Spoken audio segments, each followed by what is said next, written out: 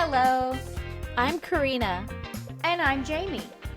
Welcome to As Told by ADHD. This podcast is the brainchild of two best friends with ADHD who share a passion for learning and a knack for finding the most fascinating tidbits of knowledge. Each week, we embark on a wild and hilarious journey of discovery as we dive headfirst into topics that pique our curiosity.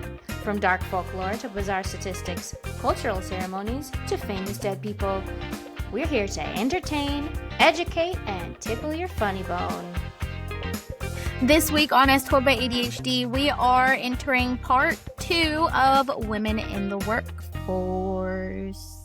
My story was pretty much just another good old-fashioned historical, something you may not know, but Jamie said this week she is gonna go crazy, so. Go crazy. Less crazy and more unsettling. What kind of Jamie story would this be if I didn't go dark? You know what I mean? Yeah.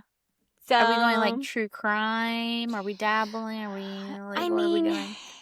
I will be talking about court cases, Mm-hmm. but I don't know if I would classify it as true crime. It has been talked about on true crime podcasts, so maybe, but it is women in the workforce. So, are you ready for me to get into it? I'm very ready. I got my blanket. I'm Hell staying yeah. cozy because I don't know where this is going. Yeah. So let's go. It's gonna get rough. I think you already know this story. So once I tell you what it is, you're gonna be like, oh no. But Okay. it's gonna be fine. Everything's gonna be fine, everyone. Everything's fine. Okay, I'm ready. Everything's fine. Okay. So first let's give a little context of like women throughout history working, right? Okay. So when would you think, like, when do you think the general public would think women joined the workforce? Say early 1900s. Okay. Well, they'd be wrong. Because, like, think about Julia Tofana, who we talked about. Oh, yeah. That was ancient Yeah. Italy. She had her own little apothecary. She was poisoning that's true. people, There was, but... yeah, but I guess I was thinking more of like entering Right. spaces that were dominated by Right. men. Women have actually been in this, like, in the workforce a very long time, starting with like agriculture, food related industries as like cooking, baking. They would make food to sell, helping with family businesses, even nurses, like female nurses, as early as the Civil War. And if you even look at like medieval TV shows, you'll see barmaids, women who are bartenders. That's true. And I don't know why my brain always ends up going into like, you know, women only going into male dominated like spaces or whatever as like the start of like women really working. I guess that's like inner discrimination on my part. Like, I don't know. But I remember telling stories about all these women that like my con artist, she was a hairdresser and like all of this kind of stuff. And yeah, so. But like, I feel like that's the general consensus. Like, most people don't think women really entered the workforce until they were doing 1900s. something apart from Right. like normal woman stuff, like fashion, food, you know, stuff like that. Yeah, that makes Right. sense. But I mean, like I said, women have been farming and cooking and being barmaids for centuries. And then the Industrial Revolution happened. And boom, women joined the workforce. And that was like mid to late 1800s, where like women were like joining the workforce kind of in droves because they needed more people to have more production in these factories. And then the second part of the Industrial Revolution, because it came in like two big waves. So the first wave was like when Industrial Revolution happened, where it was like all of these businesses are now a part of our society. And then a second wave when they really figured it out. So, and then that was like 1900s, like early to mid 1900s, right? Okay. And women were in textile factories. They were like loom operators or seamstresses. They were working in match factories, like dipping the little matches in chemicals so it would ignite. They were working in like clerical roles, doing records and bookkeeping. And so women have been kind of working for a long time. Like I said, it really wouldn't be a Jamie story without me going dark. So True. I'm going to talk about one of probably the darkest periods of women working. Okay. And it's not what you think it's going to be. It's actually tied to my last topic in the beauty episode. Radium. Okay. I'm going to be talking about the Radium Girls. Radium Girls.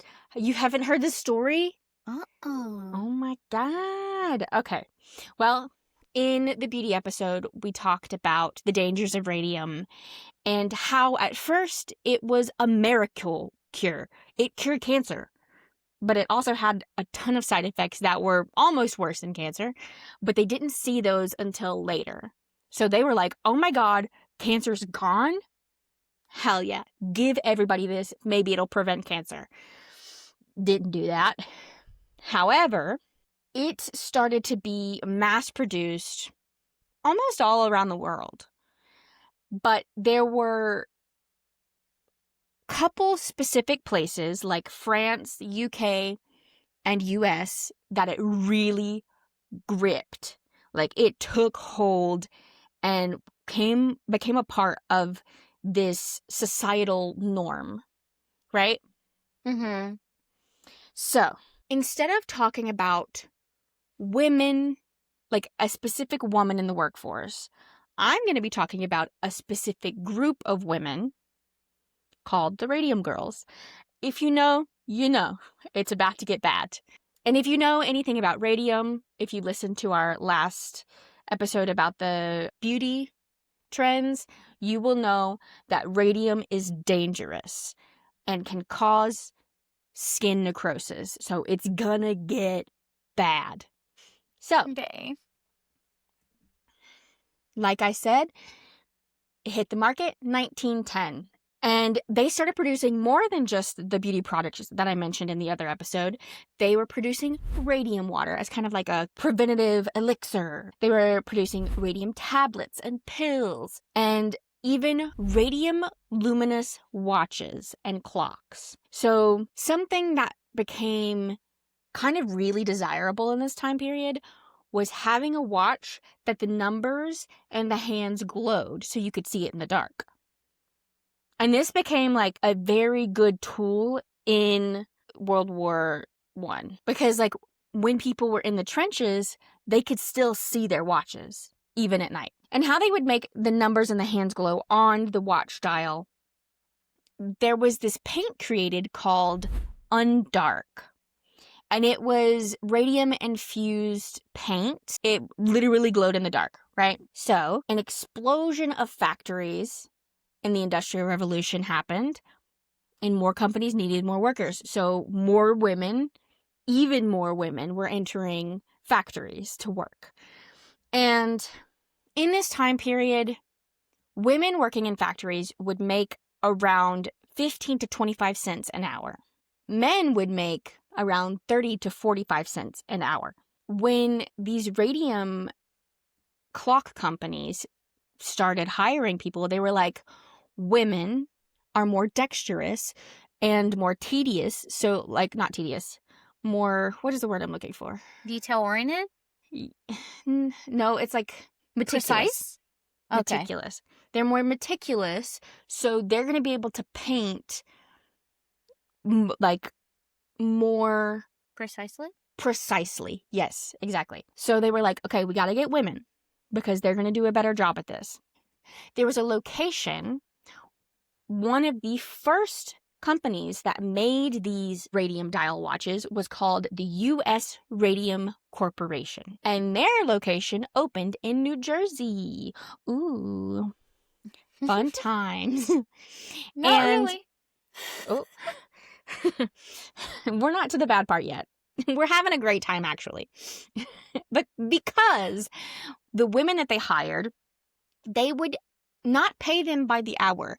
They would pay them by how many clock dials they finished in a day. And women could make anywhere between $18 to $20 a week.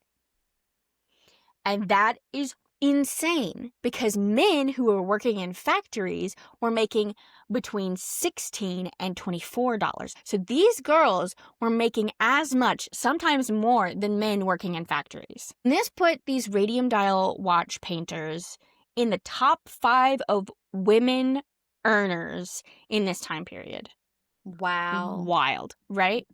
So it was an extremely desirable job. Like, I would probably want to do this job. I'd be like, hell yeah, I get to paint, sit with the girlies, paint, and chat. Fun. Like, I would be like, hell yeah. Right. And there was a couple of people who came forward later and was like, there were 3 separate rooms in this building. One room had about 20 workers. Another room had about 70 to 75 workers. And in both of those rooms, they only painted watch dials. There was a third room that had, they believed that, because like the first 2 rooms had one person come forward from each room and be like, this is how many people were in this room. This is how many people were in this room. But this third room, I don't think anybody came forward. It's believed that there were about 100 women in this room at any given time. But it's also believed that they had other duties other than just painting watches, but that's not 100% proven. So like maybe some of them were only painting dials, maybe some had other duties. I don't know.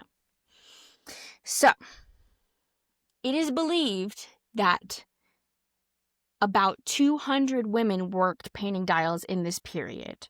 Possibly not all at once. It could have all been at once, but it also, like, the way it was worded was weird, so I'm not sure if it was, like, 200 women all at once or if it was, like, in and out. You know? Like, if somebody wasn't doing a good job, they'd be like, you're fired, bring somebody else in. You know? Right.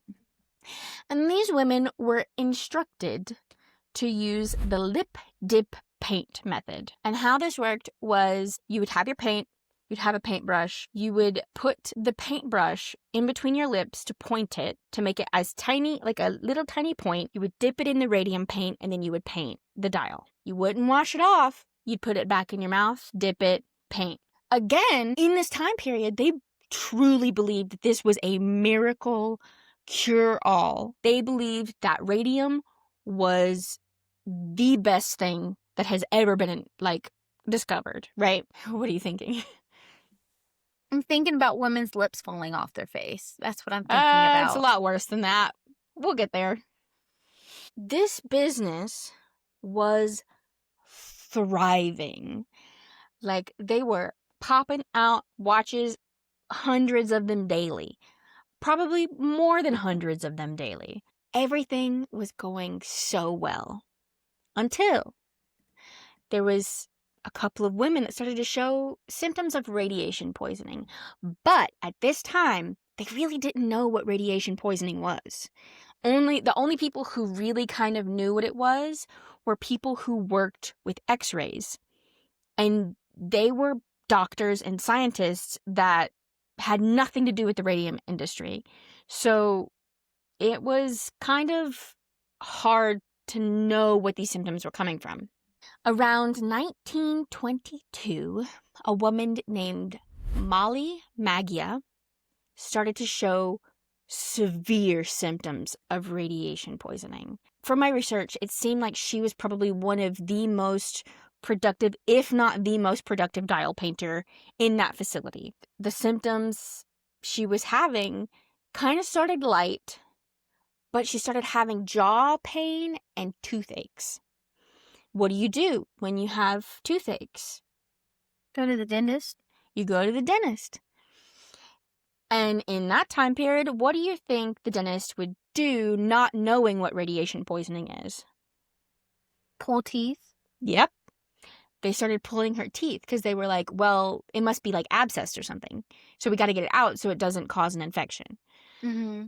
Well, the teeth that were being pulled, she felt better. She went back to work, did it again, but she had an open wound from her teeth being pulled, causing it even further. It went into her bloodstream. So then she was like, I'm still having jaw pains on this side. She went back to the doctor, pulled more teeth, went back to work. It was a vicious cycle. She started having open wounds in her mouth, and she started getting ulcers, and her breath smelled horrible, like sick. You know that smell when you're sick and you just have that bad breath? She also started having really bad chronic pain in her limbs, which I heavily empathize with because I have an autoimmune disease and that shit's not fun. And so she's like going to work every day. She's not having to do like super crazy physical labor, but like sometimes sitting in a chair for too long hurts. Oh no, there's so many studies that say like office work is horrible for your body. So like, yeah. At this point, other women started to show symptoms. And they weren't nearly as severe as Mollie's, but it wasn't fun. They also were having chronic pain and jaw pain, but like I said, it wasn't as severe as Mollie's. And I'm going to put a trigger warning. If you are not good with body horror, you can go ahead and skip forward because this is pretty bad. She started growing an abscess on her jaw the size of a grapefruit. It was like huge. There's pictures of it. And so the doctor, she went back to the dentist because she's like, I'm not okay. I don't know what's happening. And the doctor was like, I don't know what's happening either. Because again, he didn't know what radiation poisoning was. Nobody knew that radium was super radioactive. So she started experiencing severe necrosis of her jaw. And she went to the dentist to get the abscess removed. He reached in to like kind of feel around to see what was going on and was able to pull her jawbone out, and it glided out, and he said that it crumbled in his hand because it was so badly decayed. Soon after that, the necrosis reached her throat, and it caused her jugular vein to decay, which caused her to hemorrhage and bleed out on September 12th, 1922. So it wasn't even a year. It happened so fast. At the beginning of the year, so January, February, is when the jaw pain started. September of the same year, she bled out and hemorrhaged because of the necrosis. Okay, and trigger warning. That's as bad as we're gonna get. I apologize. Was horrifying. That was so... It was bad. Oh. I'm gonna pull you. Take the knowledge back. I don't want it. I wish I could have gone my whole life without knowing. But, like I said, the story kind of has a happy ending. Kind of. Okay. As good as it can be at this point. You know what I mean? Right. Yeah. Yeah. So, the doctors were baffled. Well, but the dentists that had been working on her were like, I don't know. Everybody thought it was syphilis. Because I don't know, do you know the symptoms of like syphilis untreated? Yeah, Like, it gets y- really it morbid. gets Yeah. really bad. Your skin falls off because Mhm. it starts to decay. You have necrosis. It's a whole thing, right? Mhm. He was like, I don't know. Something's not right about this. Like, I just can't put my finger on it, but that's crazy. And he was seeing other women from the same facility who were having similar symptoms to what she had in the beginning. So he's like, Mhm. I don't know how I feel about this. But he didn't know how to go about it. Because, again, he knew nothing about radium. He knew nothing about radiation. Because he was just a dentist, right?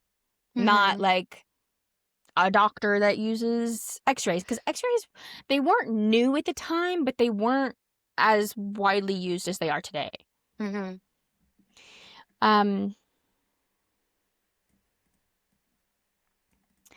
Soon after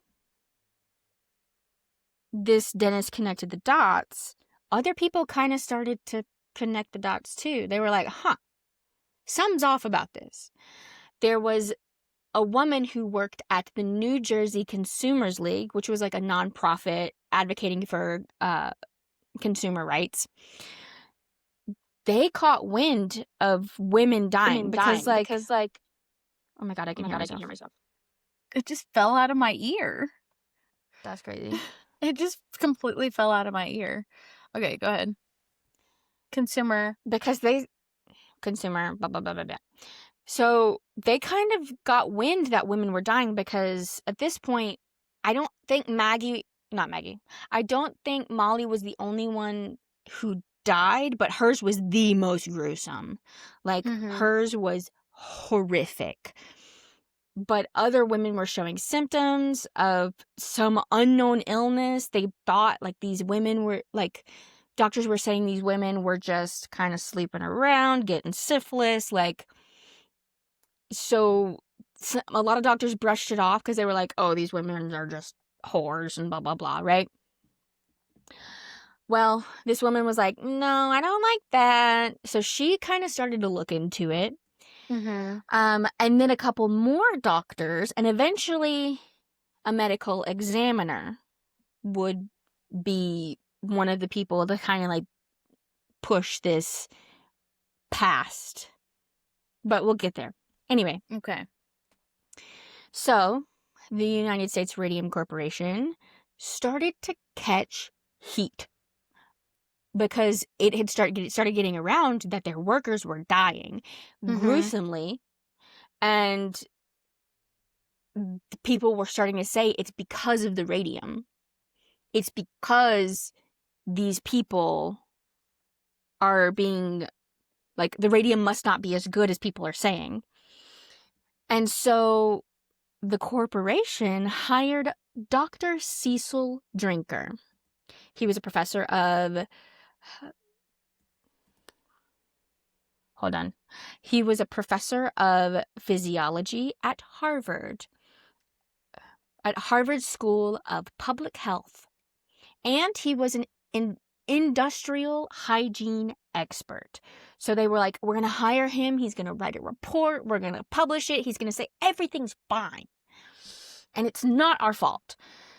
So he showed up and he started conducting an investigation with his wife, who also worked at Harvard. Women in STEM, we love it. And at this point, it's still at this point it's 1924, right? Okay. So a few years later, they're like, okay, we're getting too much heat. We gotta fix it. So this guy comes in with his wife, and I think I read one or two reports that there was a third person working with them, but I'm unsure. But I know for a fact those two people, the husband and wife, were in both Dr. Drinkers, were working at this facility, figuring out what's causing these illnesses, right? Mhm. Well,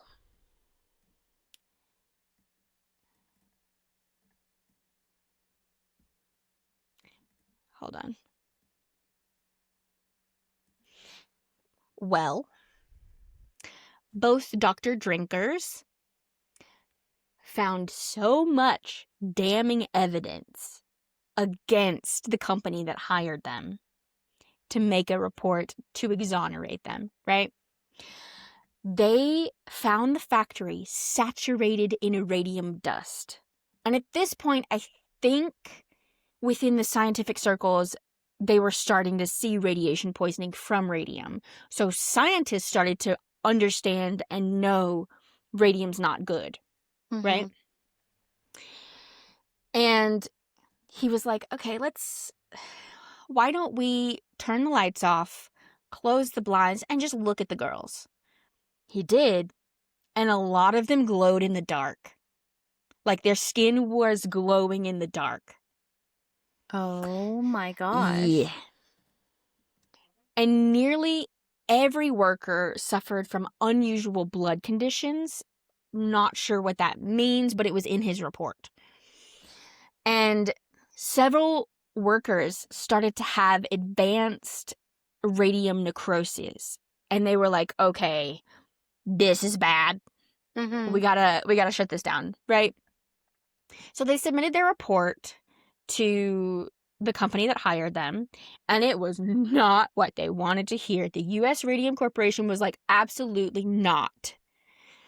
So the president of the company was like, Dr. Drinker, I'm going to sue you for defamation if you publish this.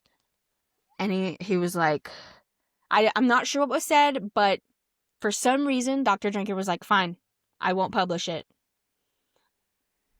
The next thing that happened, the president changed the report that was given to him by Dr. Drinker and Dr. Drinker, and he made it look as if the U.S. Radium Corporation had zero fault in what's happening to these women. And he published it with the... Let me see.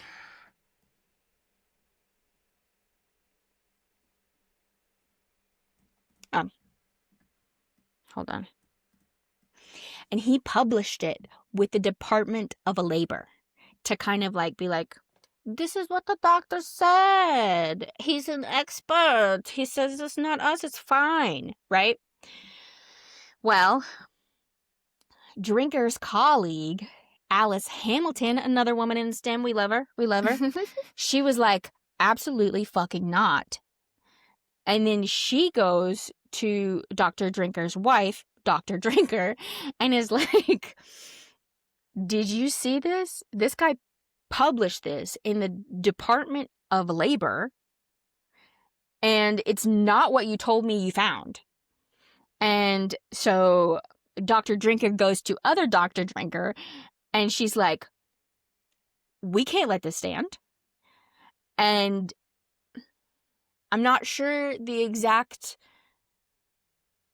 sentiment of either Dr. Drinker, but what I do know is that the male Dr. Drinker, Cecil Drinker, he was like, absolutely not.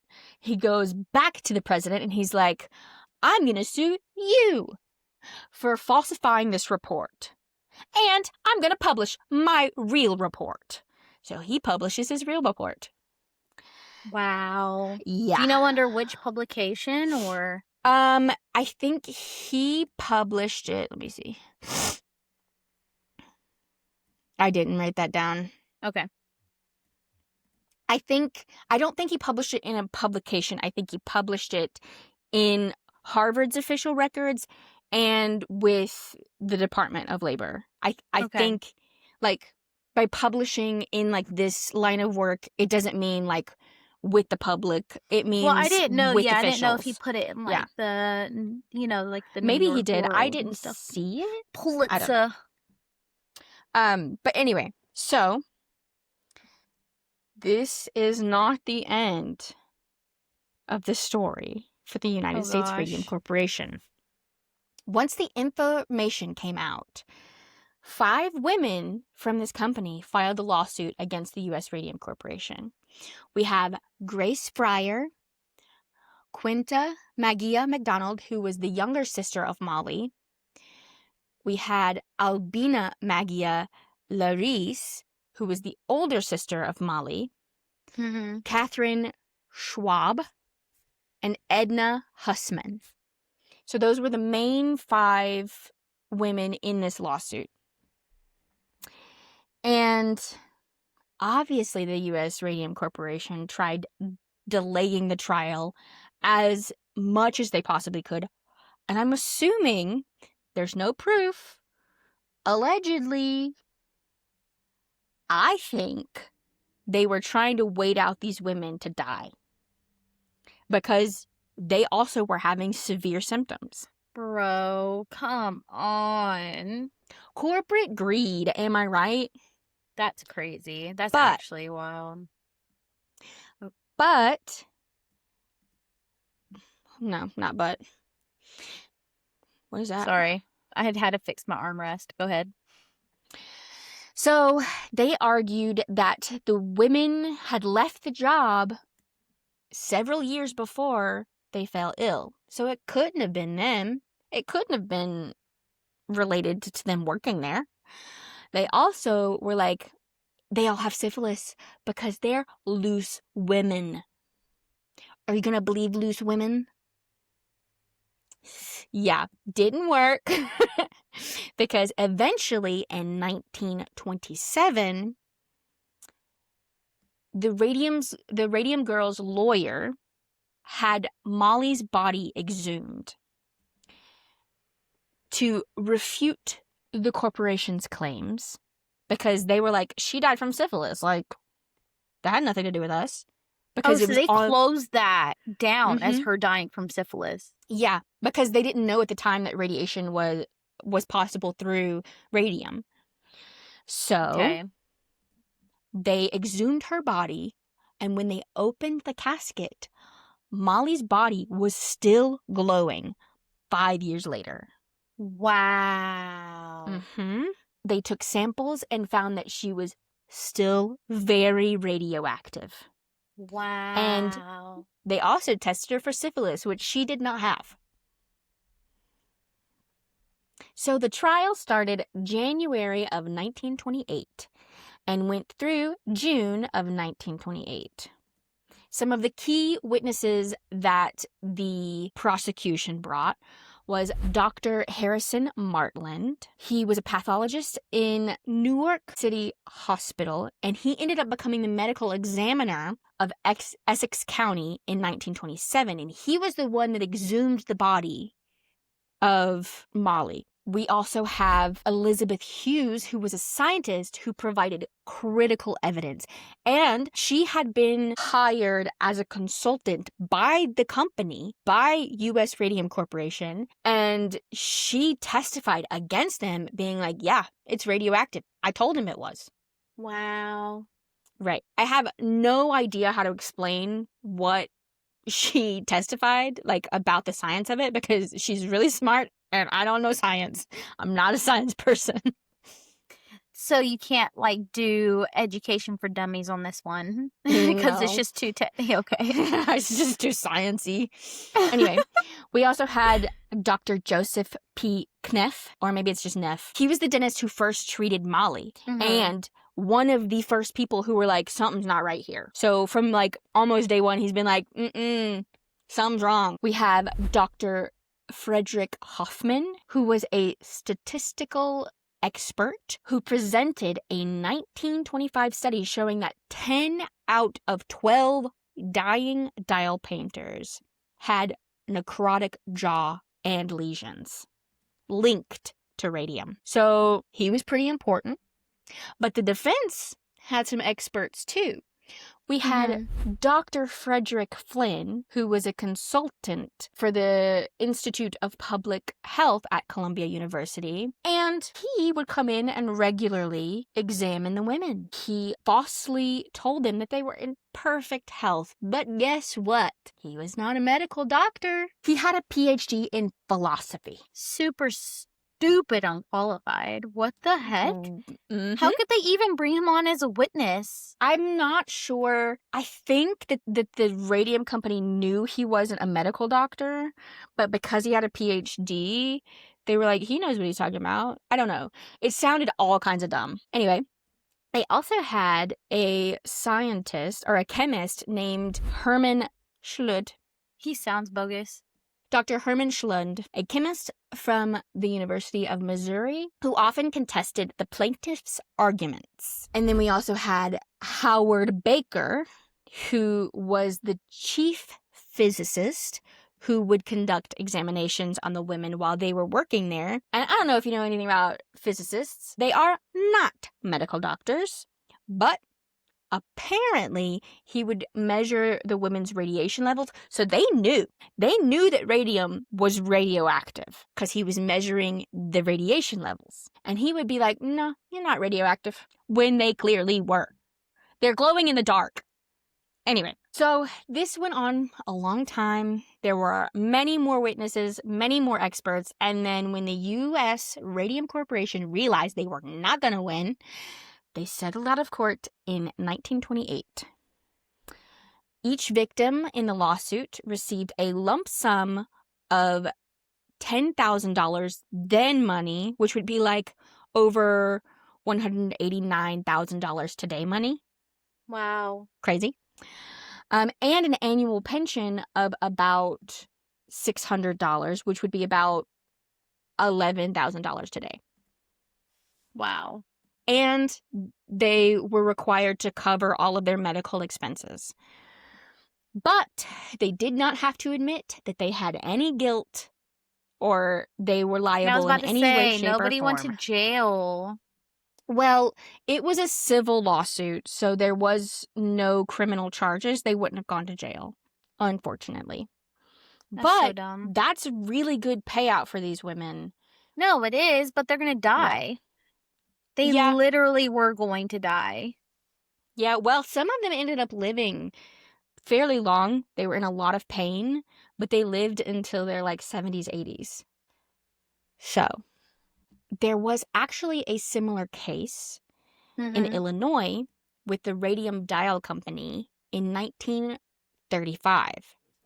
So, there were women who had severe symptoms, just like the other group of women. However, they didn't show as severe symptoms until a little bit later, because I think the Radium Dial Company came after the U.S. Radium Corporation.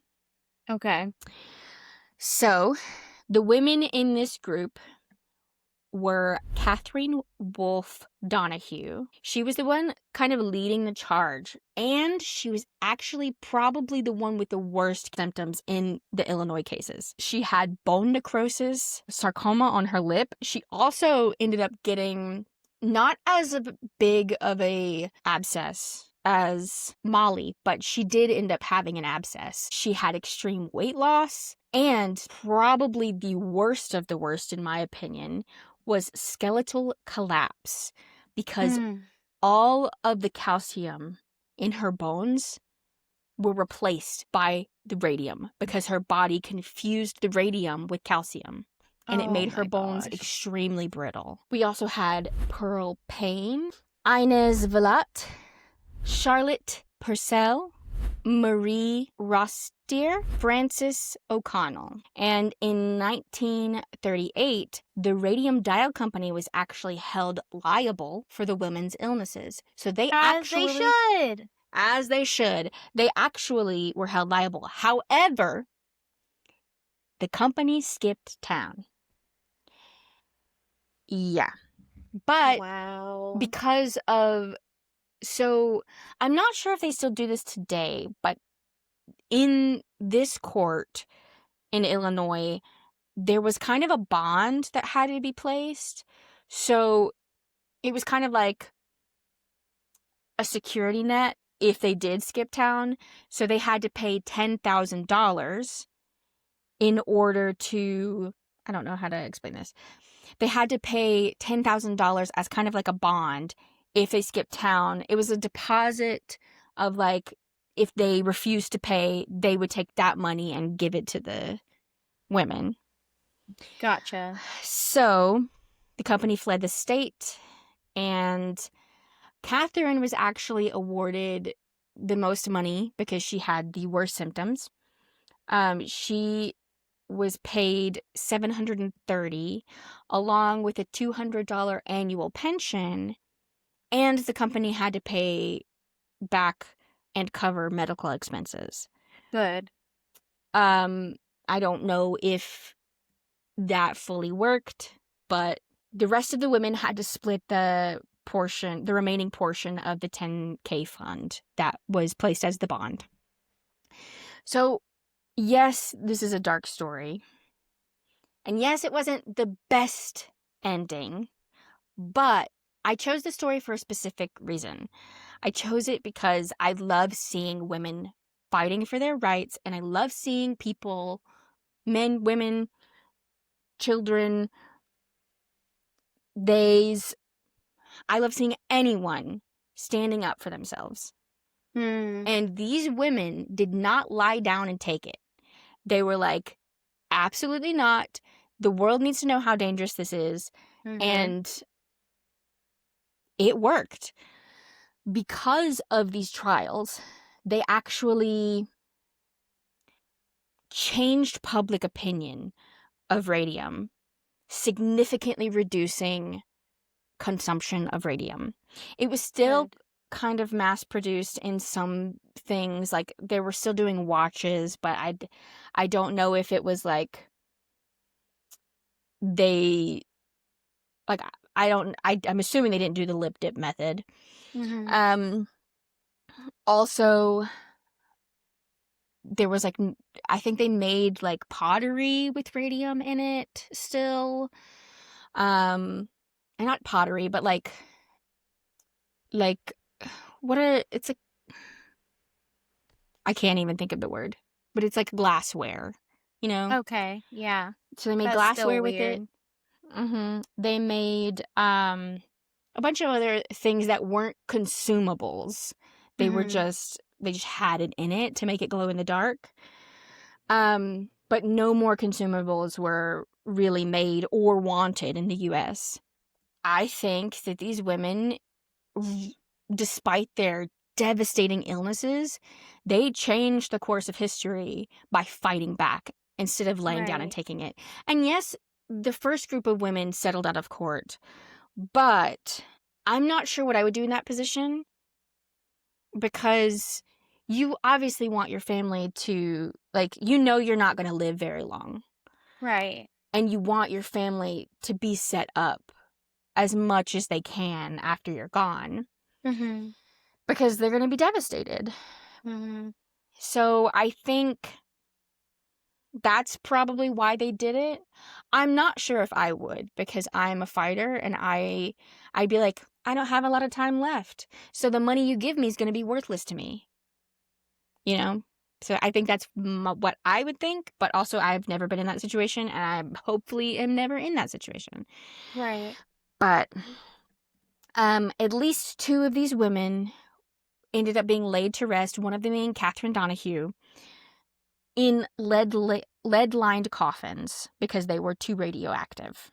And I believe someone or some company went out to these women's graves to like test for radiation, and some of them, almost all of them, are still radioactive in the ground. Wow. Even to this day? Even to this day. Wow. And so the glow is most likely faded because, like, even on the watches, like the radium watches that were produced back then, they no longer have the radium glow anymore because it has like a certain lifespan. So most likely they are not glowing anymore, but they still are radioactive. And so are the watches. So if you see like one of those radium watches, don't touch it. Yeah. That's terrible. Yeah. And there was technically like some parts of a happy ending, but that's like such a sad story. Yeah. But the moral of the story that I'd like for everyone to take away is stand up for yourself. Don't let corporate greed win. And that's where I'll leave that. I'm so sad though for those women. That's heartbreaking. Yeah.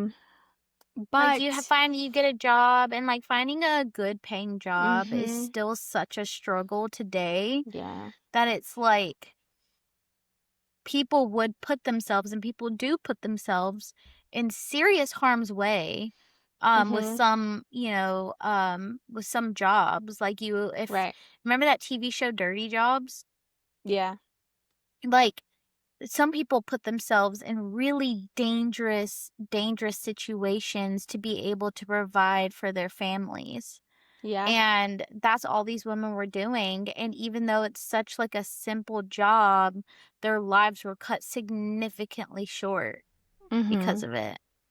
Majority of them, yeah. But I still think that their story is really inspirational. Yeah. And I think that we shouldn't look at it as a depressing story or yes, it's sad. Yes, Mhm. it's not fun, but I do think it's inspirational. I do think we should learn a thing or two from these women because, like I said, they were fighters. They were like, Mhm. we're not taking this.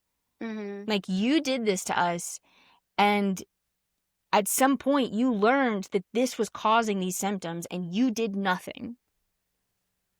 Yeah. No, you're right. So, You're anyway, right. I apologize for the sad story, but I hope that you're able to take away from this that you don't have to take things lying down. You can Mhm. stand up for yourself, even in like small ways. Like, say Yeah.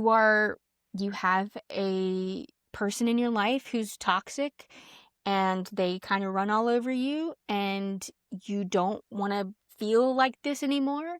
Stand up for yourself. Don't let them treat you in a way you don't deserve, you know? Right. No, exactly. It doesn't have to be standing up against corporations or anything. Like, just stand up for yourself. Love Mhm. yourself. Love And yourself enough to fight for yourself. exactly. Yeah. Because you deserve it. You deserve Mhm. someone to fight for you. And you also deserve water. You Where's your do deserve water? water. You deserve so much Where's water. your water? Beautiful. I needed that. I really Mm. did too. Yeah. I did too. But I really do appreciate that story because some stories are really hard to tell. Mm-hmm. Some people um I hate to say it like this, but some people like really enjoy telling tragic stories, and that lacks heart. Mm-hmm. Um so I'm happy the story came from you because you know that like you picked that story because you'd be able to tell it from the heart.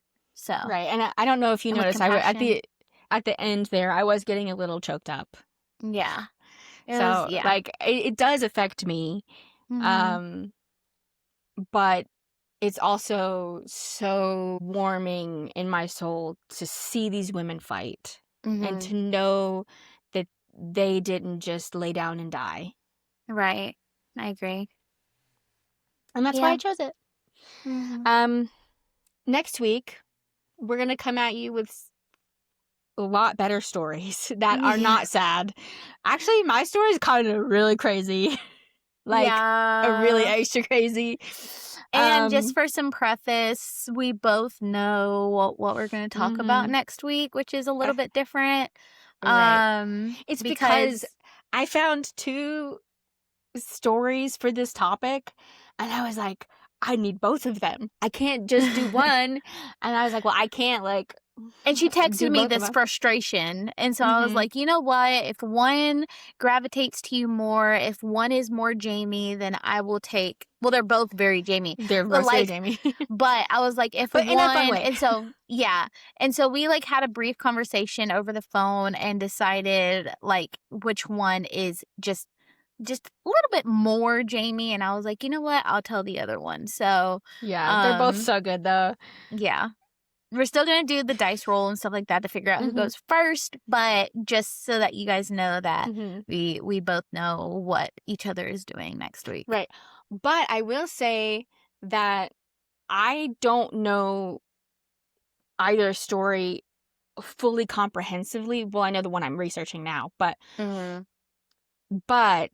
it's going to be like still hearing it brand new because I don't know, like I just know a synopsis of what she's doing. And she knows a synopsis of what I'm doing. It's going to be fun. Yeah. Yep. But anyways, do something nice for yourself this week. Yes. Make sure you drink plenty of water. Make sure you stay warm. We are still in winter. Things have been getting icy and slick. So be careful when you're going to your destinations, whether it's work or the grocery store or wherever. And yeah, anything else? Want to sing anything? We'll see you guys next week. Yeah, with we'll see you guys a much lighter story. Yeah. Go. You do it. You do it. All right, guys. Goodbye. Oh my God. Goodbye. Did I do it? I don't think I did it. You did it, but you added your own spin to it, and that's what we like to hear. Anyways, goodbye, guys.